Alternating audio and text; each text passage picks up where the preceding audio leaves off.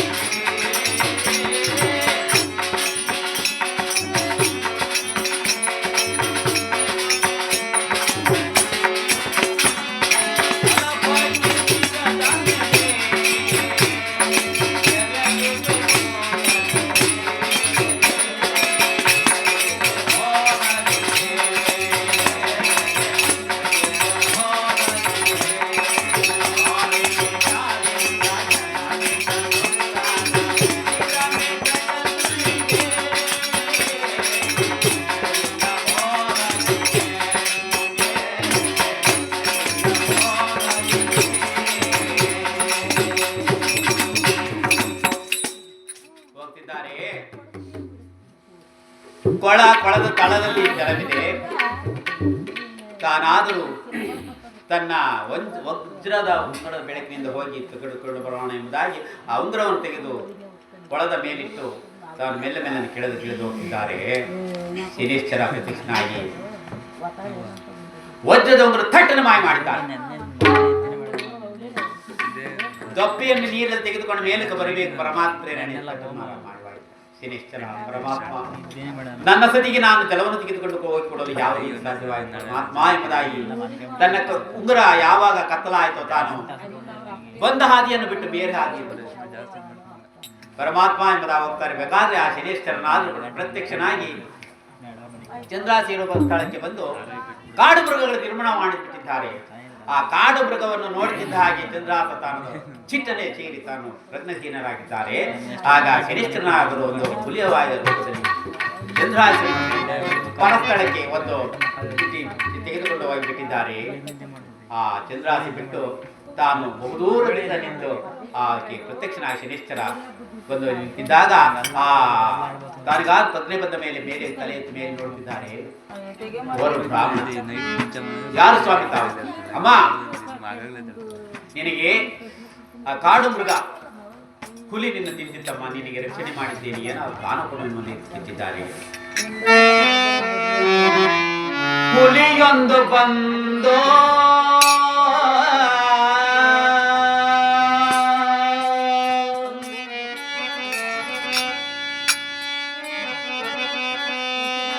ತಿನ್ನಲು ಬಂದಿತು ದಾನವ ನೀಡಿರಮ್ಮ ಅಮ್ಮ ತಾಯಿ ಭಿಕ್ಷೆಯ ನೀಡಿರಮ್ಮ